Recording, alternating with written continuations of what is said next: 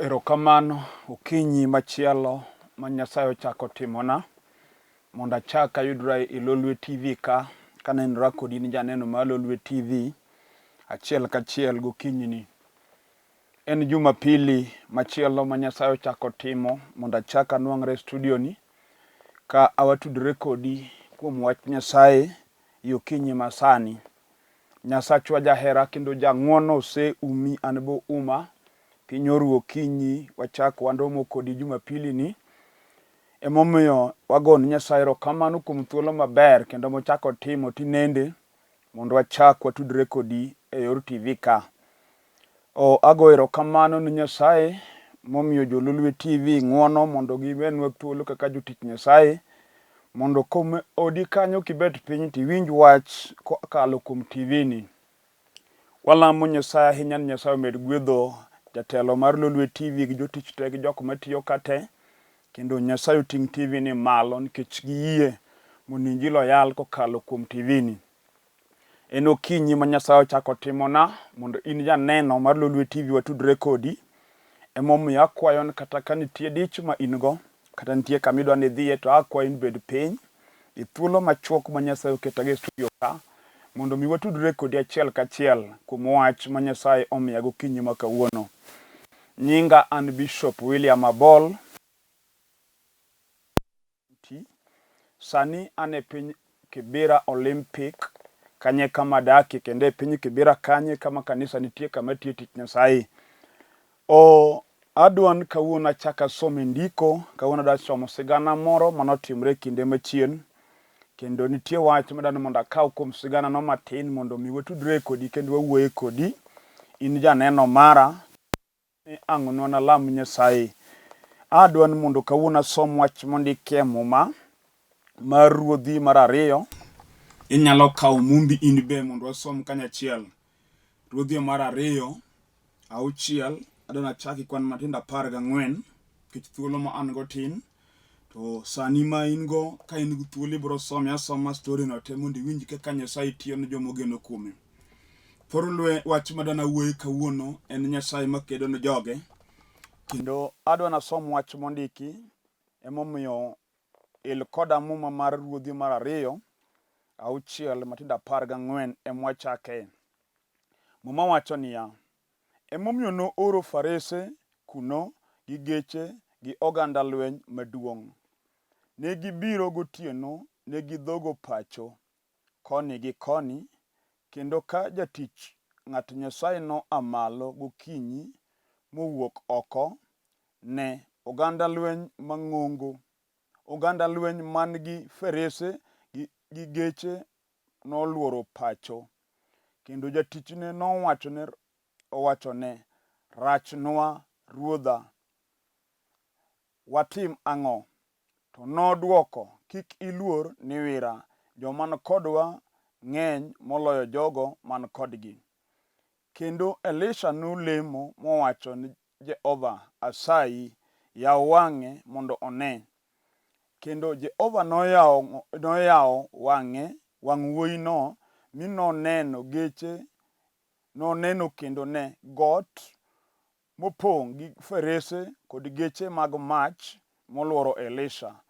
To ka jogo nolor ire, Elisha nolamo Nyasaye, nolamo Jehova kowacho, go ogandani gi muofu asayi, mi nogoyogi gi muofu kuom wach mar Elisha.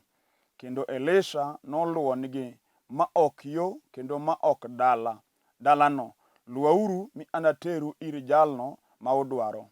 To en notelonigi nyaka Samaria. Agoyo ni Nyasach polo gi piny erokamano kuom wach masomo matin gokinyi ni. En wach maduong' kendo en sigana malach nyaka kaw kamatin mondo mi asom nikech thuolo ringo. Modong' anyalo mna wacho kaka medo puonjo kawadhi. Bang'e in be an ikaw thuolo som ndiko no mondo iwinj kaka mawuoyo. Wach masomo wuoyo kuom janabi kata miluongo ni Elisha. Elisha ne en janabi ka Elijah nosea to en ema nokawo shukani. Koro nobedo ng'at ma Nyasaye wuoyogo kendo ma Nyasaye elo tiend weche mopondo. kendo nitie kinde moko ma lweny mowacho lweny ne ni kind jo Aram gi jo Israel. To juruodh Aram ne siko pango kaka gidwaro attack jo Israel. To Nyasaye mawuoyo gi Joge ne fwenyo ne Elisha mipango mag ruodh Aram. Kendo ne odhi onyiso ruodh Israel ni kawuono to pango mana ni gidhi dinonu yo makama.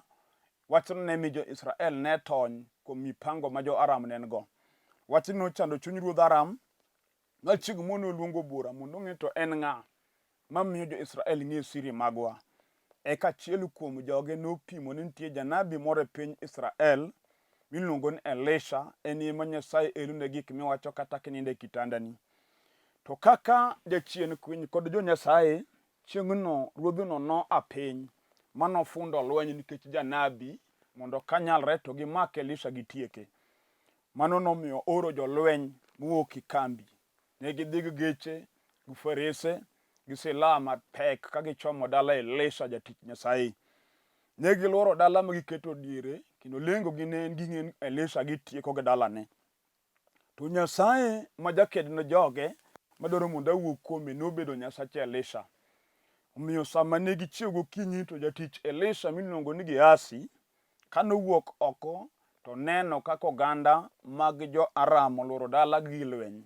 Luoro nomako Gehazi, ma Gehazi nogo nduru mopenjo Elisha, ruoth, rach kodwa kawuono, watim nang'o? Kich gibiro mondo gitiekwa.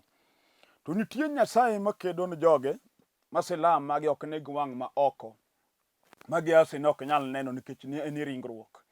To Elisha nonyise ni we luor, nikech jal man jowa makedonwa thoth molo oganda lweny mineno kolworo dalawago. To lamo Nyasaye mondo yaw wang' Gehazi mondo Gehazi onen. Sama wang' Gehazi noyepo, noneno jolwenj polo mowacho ne gin kod geche mag mach ka gichung' ewi god Nyasaye gilworo Jatichne, kendo mano wach manogolo luoro ma Gehazi ne en go. Okinyi wawuo gokinyi ni kata ka in jatich Nyasaye, wan jotich Nyasaye seche moko nitie weche mabiro mapek ahinya minya yudo kochomo jotich Nyasaye ma pinyne ka gimorumo. Kendo ji mang'eny nyalo wuoyo kathiano kawacho ni ne owacho noware koro wanane. Kata in mama okinyi sani ni odi kanyo seche moko ng'ama war, to weche moko nobiro ni ma piny wuoye makelo luoro kod boko kuomi, kendo chal ni ka gima kodi rumo. Tadwa na jiwi gokinyi sani kang'isi niya, jal makedo ne jomoyie nigi silaha mapek molo silaha mag pinyruodh mudho. Kendo jal makedonwa nigi jolweny maroteke ma onge gir lweny manyalo loye. Mano emomiyo ndike mar Isaya ni onge gir lweny mosethedhi mar kedo kodi madinyal timi gimoro kaka jatich Nyasaye. Omiyo gir lweny te ma pinyruodh mudho loso wan gi Nyasaye man gi gir lweny molo mago. Wan gi miere ma jowasigu nolworo kaka ne gilworo dala Elisha, kendo giramo ni gitieko jomodak e iye kanyo. Kendo gichomo dalano gi lwenje mapek ahinya maluoro mako ji. Wan gi ji moluoro dok dala kata tinendeni mi lal kamipange, nikech wasik dalau olworo dala oketo diere gitieko ji. Wan gi dala ma tho mako, tho dhigo ma kiny to nego ng'ane, kiny onego ng'ane, ma nyaka joma ni dalano koro luoro mako mati nyaka jok madok dala kanyo onge. Adwa nyisi ka untie Nyasaye ma kiyie kuome, to en gi gir lweny molo gir lweny manego jodalaugo. Onyalo kedoni mogol oko tho maneko dalanu ma dalau chak chung' mabed kama dhano dakie ka ngima. Kich wan gi dala ma kidonjo to luoro mar tho kende ema goyi, kich duyo tho ka gima ji rume dala. Mama wacho ni chieng'no ruodh Aram no oro jolweny kochomo dala jatich Nyasaye, kochomo dala Elisha. Adwa na wuok kodi okinyi ma kawuono mama, kata ka ruodhno oro jolweny mochomo odi tir. Magi ketho odi gi lwenje kata girwako ketho odi gi mer. Maseche moko kata kidak maisha mok chal kod mari, en maisha mar luoro kod ywak, kuyo kod parruok. Gin ga chiedh nadi mokrum, kendo adier gima timi mi luoro mikia ni idhi go nang'o.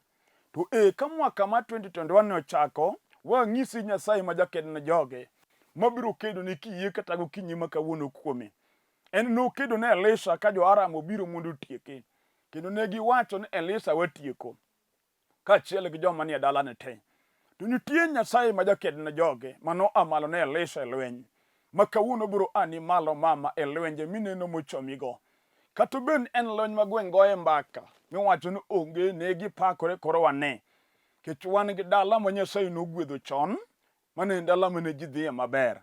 To jo lweny ma jo an miere pi malo no an dalano malo mamwandu man dala ne gikeyo ma gitieko ma joma nogwedho ne ginego ma gikane maram ma joma odong' kanyo dong' ka tinde kwecho kendo ber ma gin go onge.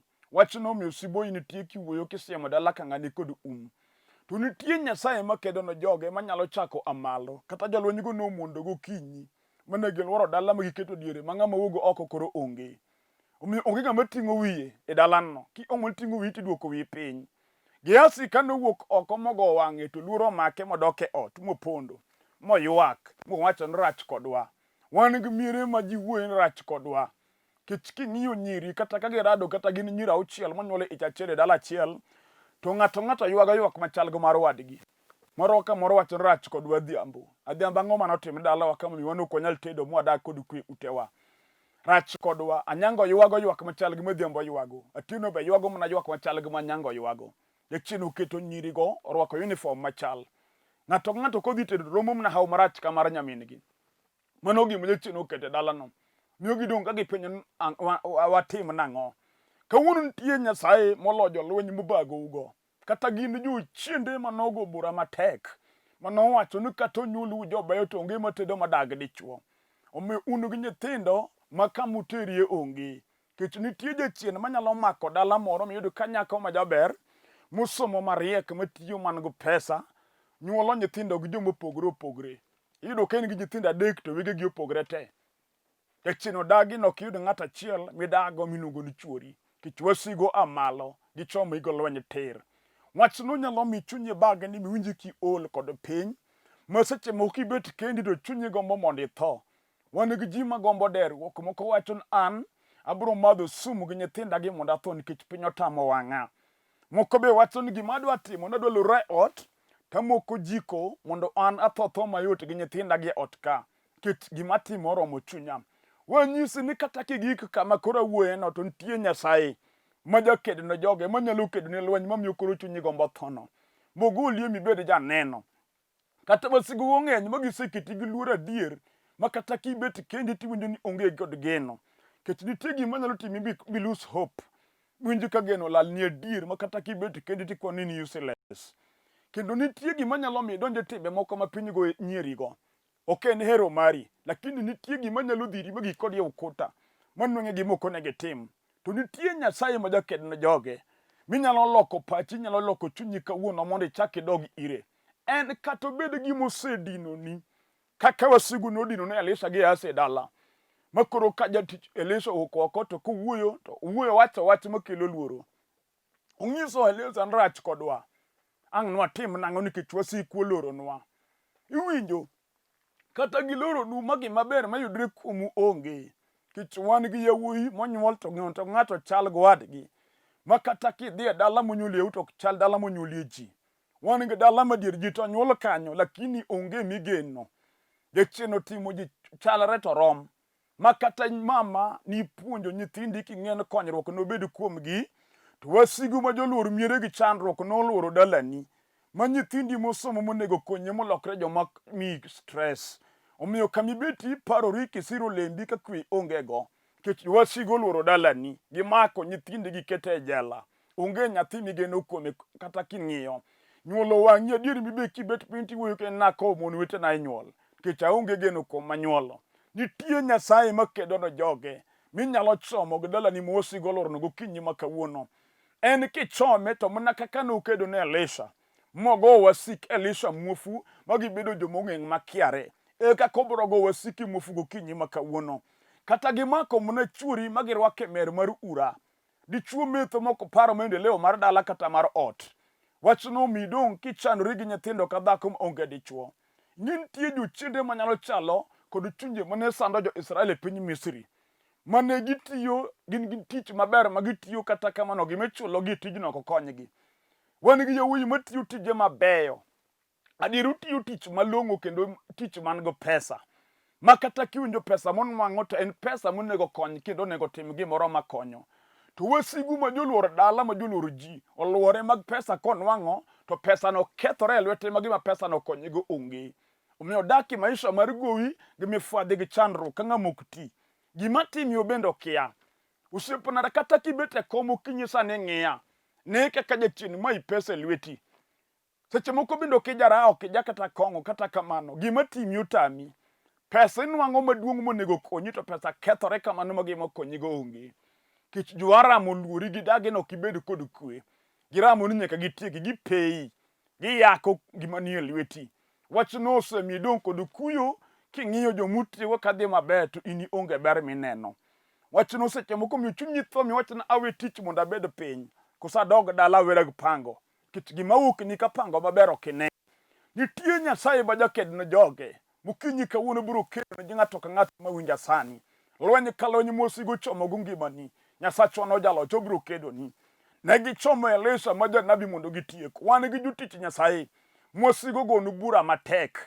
Wa piny mar kedo gi jolweny. Omiyo seche mwayalo ni nitie jolweny ma onge kod kwe. Osiepna lweny nyalo goyi mipoka weche tek kod imine ka gima ok wari. Ng'eno lweny nyaka bedie ng'ama wat to bed jachirwa. Kich Nyasachwa e Nyasaye makedo ne joma oyie. Kendo kata ka lweny tek to amalo no joge. We luor kich nitie Nyasaye.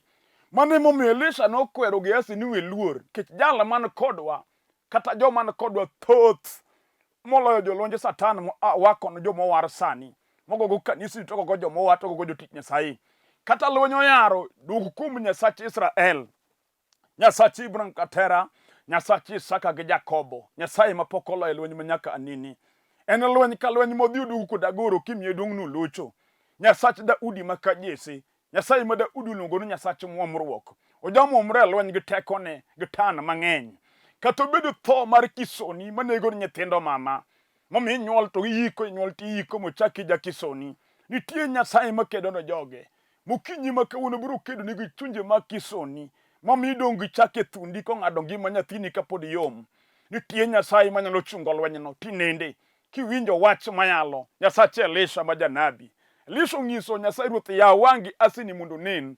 An bi awacho ni Nyasaye mondo yaw wang'i kawuono mondo ine Nyasaye. Manyalo golo nyiero momaki momi dong' wich kuot kiwuoyo kendi. Nyasaye nyalo ani malo. Wan gi Jatichne mo an od dhako piny. Odonji ot gi kethruok modhi wang' achiel. Miyudo nyaka dichuo ma pache ler mariek mang'ama duong'. Timo tim machalo tim le. Tim ma dhano ok nyal timo. Moko sani timo timbe moko maricho kabisa. Miyudo ni ng'ato maduong' ma wiye ler nindo gi nyare monyuolo nikech Jatichne olaye obwongone. Onge rieko. Pache okethore. Jochiendego miyo jomoko nitie chin moro na wuoyo to mama moro gona sime ni chuora kenda otimo tim motamo wang'a. Nyathina manyako manyuolo mwadago odaka emonindo go momiyo ich. Koro wuoro mi nyare ich e dier ot kamor dakie. Nyathine monyuolo kata mok monyuolo. Jatichne ma jajuok moketho piny sani. Adiro onyalo apiny molor odi kod kite. Olor odi gi silama kaka dilo tami. Mama seche mokayalo to my situation mi bende intie dak mari. Churi Jatichne oketho bwongone timo gik wich kot lilo. Nitie Nyasaye ma jakedne joge. We luor. Nyasaye no kimomori kuome kata okinyi sama yala ni milor kuome gi chunyi te. Onyalo amalo ni Jatichne mo apiny mar ketho odino. Mokelo uragrani e dier odi mokelo gik moko nego timre. Otimo timbe mag dhoch. To nitie Nyasaye dhako minyalo chomo. Nyasaye ma dhako nyalo yawonu chunye. Mondo Nyasaye no ane malo. Onyalo ani malo osiepna. Mochako ywe ywak kod pi wang' mosechwer mokel geno. Wan gi ji ma geno oselal nigi nikech wasigu mo an gi piny. Minyayudo kata kija somo in kod certificate kata ina graduate.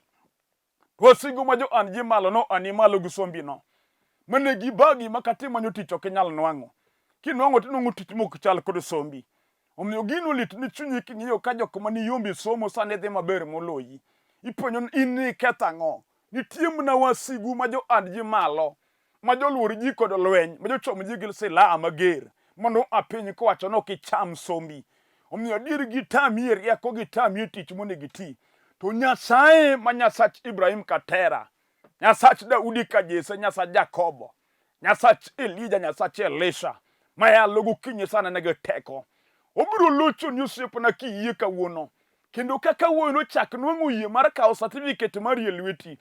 wachni mae mwaka mabe tie tich mabende magola oko kich ang na lami ni Nyasaye certificate mari no kawuono kendo Nyasaye majayaw yo nyaka yaw ni yo minwang tich nying Yesu Kristo kata gini chunje mag lawruok mag dala mano donje i jaduong' moro mondo keth dalau momiyo jok musomo monego kony dala imi keliel jalo moro dagi dala ok chung mago wasigu manyalo loro dala ka ng'ato kaka jo Aram noloro dala Elisha mondo tiek chuth ginyalo goyi mama mipoka piche mag daktari modong' kor ot jogi mipuonjo emiiko ti ywak maywak otami kaka ywag kech ng'at moro dagi dala ni ok chung kaka jo Aram no dagi dala Elisha ok bedie to nitie Nyasaye man gi gilweny mologi lweny majalno gogo dalani unego Nyasaye yaw chunyi kawuono mondo ne Nyasaye majakedno jomithiro Nyasaye maja amal joma lwenyor mero Nyasaye maja chung'no gi joge lweny Yesu luongo ni biuru ira unduto mujony kendo uganguru mapek mondo mi uyweyo adier seche moko iseol chunyi neno liel chunyi neno tho gima ni rach unge kwe unge ber mineno kawuono Yesu luongi mondo iyie kuome gokinyi sama yaleni mondo amalo radgu wasigu makedo kodi ma jachien moketi kendi tiriembi no dagi ni ino kenyal bedo gidala ni kami be dake gi kwe kawuono Nyasaye oro jolwenje mondo yaw wang'i ne jolwenj mag Nyasaye makedo jomodong' Nyasaye manyalo mako lwet dhako minyiero manyalo tieko sibo in jal ma piny odong'go en Nyasach Sara chi Ibrahim Katera manolimo Sara kindene mag lwar ka piny osechayo Sara ni Sara onge nyathi momono oseyenyo manyono oseng'echo to Nyasaye majabira chien maja umlak jonyiero Nyasaye majalok lew jowuoyo majano wachwech ataro en Nyasaye mayalo kinyi sani mama kata jose wuoyo ni in onge ber kata gisewacho ni in ok ni pir nyathi e tiendi magisechake nyinge magalagala gisechayi nitie Nyasach Ana machiel Kana manoywen Ana pi wang'e ka nyiro duong' kuome ka Penina nyiere onyalo mako lweti gokinyi sama yaleni mochako kel geno mane onge mabedie mane Nyasach Elisha mawuoyo kuome manogo jo Aram muofu moketo gi jomong'eng joma onge gima nyalo ukinyi ni obrogo nyaka juoke makedo godala ni muofu gina juoke go bro rado go teko Nyasach Israel rembi Yesu Kristo mano chwere Kalvari bro bedo chiel murito nyithindi gi ngimani gi dalani gi mwandu ni te kichwan gi ji mwasigo an gi piny makato timo investment monego konye to jo Aram ma joting' wigi ni dhano e piny amalo investment matimo na mondo mi okethi wan ng'ato makato ng'iyo mna gari mar matatu kete barabara mondo konye to enie magache non kod kisran pile onge kwe monwang'o nutiyo pesa maduong' mondo ket gari e gari mondo ti to gari mokete barabara ni ema kisran oluwo makinyi to maro tumo japiko kinyi maro make nen go makosa mane makana mondo gari okel gima nyalo konyi osiepna to lokre mna Sara ni in kawuono Nyasaye mawuoyo kuome bro animalo mondo radi gi jo asigumo apiny ni gimit kete mwandu ni ok nyal konyi kata gero mna landi monego beni chuli to konyi lechino kendo jomodonje dande no modak kanyo lokre jok mok chud kibandho to ok chuli adier gi dagi chudo en kes makata riembo ng'ane kama chielo modonjo chal na ng'ama nyo ailandi ni nyoro lechino dagi ni gima bero kok kanyo nitie Nyasaye manya anigaji malo madwa animalo kinyi makawuono mondo tam ju chinde mag dhier mukiti investo gi mit investo ok duogni gima konyi Nyasaye kawuono biro kedoni mama wacho ni Elisha nong'iso Nyasaye ni ya wange asi mondo nen to Nyasaye no ya wange an bala mondo jo neno maga te mondo kawuono Nyasaye ya wangwa mondo wanen wane Nyasaye ma jachung'no joge lweny mondo wayie kuome gadier gi chunywa ma iye mondo kawuono an wamalo kedonwa kata odie mokethore mama dhako wegi nyithinde ot adier jaduong' idong' kendi ka chiegi oringo wegi nyithindo ichandori ka ng'ama kamichom onge gimoriembo chiegi bende kian en ang'o kichwan gi juchinde manyalo donji od dichuo moro ma kata dhako kukosa nago tipo koting'o gik moko modhi chuth owe kanyo gi nyithindi tedri kendi chunye lit kineno gima timore ni jo osiepeni be nyieri to we luor nikech nitie Nyasaye mabade ok chiek Nyasaye maratego Ruoth ma jadiera Nyasach Musa wuod Abraham Ruoth makelo yo kama yo onge en kata wasigu dino yore te makamilu onge en kod yo kama yo onge no kaminu ka yo gikni okuta minene derruok no kanye mayoro Nyasaye nitie sama Israel oringo muchope dho nam ka Farao laogi gineno kayo onge adier magichako ywa gipenjo Musa, to Misri ne onge liete mane dikwa manigolo mondo wabe otho e thim ka.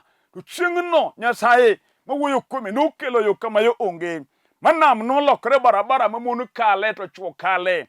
Chieng'no nyaka pudhe nong'ado na moko idho yie. Nyasachwa mahono, usipna kata wicho tek kodi migiki wol, ineno tho i wang'i. Kaminu kigikeno nitie yor Nyasaye, ma Nyasaye dwa loso ni kawuono mondo ikalgo. Mondo wasigu mosebedo kathiano, moseyanyi mosegoni siboi, ok ni chaki negi e wang'i kendo ka Nyasaye obedo Nyasachi. Kata bedo tuo mokete piny, ma ji miyo wacho ni ng'ane to dhi. Nitie Nyasaye manyalo kelo yo kama yonge. Onyalo changi gokinyi sama yaleni. Kata imanyo tuo e rembi ok nyalo nwang'. Ituo dendi rami to kipimi to tuo ok yudi. Kawuono lamo Nyasach Israel mondo jachien mopando tuo e rembi no mondo kawuono biro loye. Mondo tuo fwenyre mondo chiedhi bed mangima. E wod kameninde kanyo nitie Nyasaye ma ja an ji malo mose ani malo sani. Aduoni yie chunyi ma wadwa lamo kod Nyasach Elisha no. Wadwa lamo kod Nyasach Israel. Wadwa lamo kod Nyasaye mahono. Chokane gimineno ka wasigo inuka nigo mondo goigo. Kawuono wachomie Nyasaye gokinyi sani. Kata ka odie mokathre mama mak odie lweti. Nyisa Ruoth ating'o oda biro go Ruoth kawuono kech oda.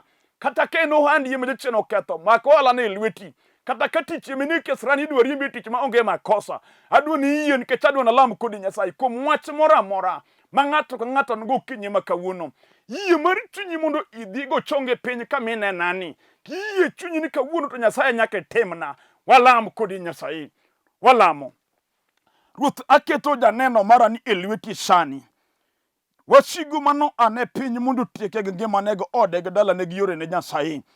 Kaka ni kedo ne Elisha ma jatichne Ruoth kedo ne dhakoni. Nyasacho kedo ne dichuoni, kedo ne rawera ma nyakoni kaachiel gi mawuoyini. Nyasaye kedo ne jaduong'ni, kedo ne dayoni. Lwenje mochomo gi Ruoth amalo, nyaka jale matuo mosigo diyo piny michende dwaro negoni. Ruoth rie badi mar chang. Dhako ma onge kwe, chunye ma lweny goyo ma onge ber moneno. Aoro tekoni loch mar ngimane sani. Erokamano kuom rio badi Nyasaye. Ng'ato ka ng'ato man go wach ka wach matek magore kode mosetame kwe. Ruoth mondo mi lochni golno dhako ni wichkuot gi nyiero. Timne hon Ruoth mondo igolne wichkuot modonge kind mon wetene. Erokamano kuom timo duto te nyaka bapok leo kwe gokinyi sani. Duong' odogni ma nyaka chieng' e nying Yesu Kristo Ruoth. Amen. Agoyo erokamano ne Nyasaye mwaselamo kodi sani. Mane Nyasaye ma ja an ji malo yie. Kuom lamo mwaselamo kodi Nyasaye osetimo ni gimidwaro. Atieko kachaka fulo nyinga. An Bishop William Abol, an jalego moro malange piny Siaya County. Dala wan Matera School kanyo. Kichopo Matera School, dala wan etienj kanyo Abol en dala mung'ere ahinya. Omiyo kadipo ndidwar mondo watudre kodi e yor sime, nambana mar sime en 0721 280025. 0721 280025. Jomoko complain gi gocho to seche moko kumak kaka Jumapili kama inyalo gocho to seche moko kinyalo make nikech seche moko ani kanisa nyaka godhiambo. Koro kiyudo kok igocho kata bang'e tiyudo kok mak goch chieng' wuok tich kadhi mbele. Wabiro bedo gi thuolo mar wuoyo kodi to kidwa bire kanisa gaga sime. Watemo jochini mondo jok magocho ka in ng'at man Nairobi madwa bire kanisa biro goaga namba mwamino 0721280025. Airtel number 0782495083. Kigoyo wabiro mi direction ga kichopo. Kibire kanisa ma antie penye Kibera idha gari town bia nyaka Olympic stage. Kisechopo Olympic stage go na sime ka in Olympic. Abro mi direction ka kichope kanisa kama wantie. Ka in piny Kayole wan ga kanisa Kayole. Inyalo go sim mondo mi namba mar pastor ma Kayole mondo ichope church ma Kayole. Ka in Dandora the same wan ga kanisa Dandora. Kigo sim abro mi namba mar pastor ma Dandora. Ka in piny Kitengela kigo sim abro mi namba mar pastor ma Kitengela. Ka in pinje mag Siaya kata piny Kisumu wan ga kanisa Kisumu Kapuonja. Kigocho wabro mi direction ka kichopo ka in pinje Siaya kata in piny Asembo, piny Ugenya kata in piny Alego. Kigo sim wabro direct kuom kanisa man kanyo. Nyasaye mondo gwedhi kitimo mano to maduong' ka in mabor kata kok in machiegni kun mawachogo dwar kanisa kamiyale warruok. Kamiyale injili mar warruok donj kanyo mondo iwinj wach Nyasaye mondo iwuoth gi Nyasaye mar warruok. Ine tije ma Nyasaye notimo. Nyasaye mondo miyo gwedhu kendo Nyasaye mondo obed kodu nyaka Jumapili manyien. Shalom.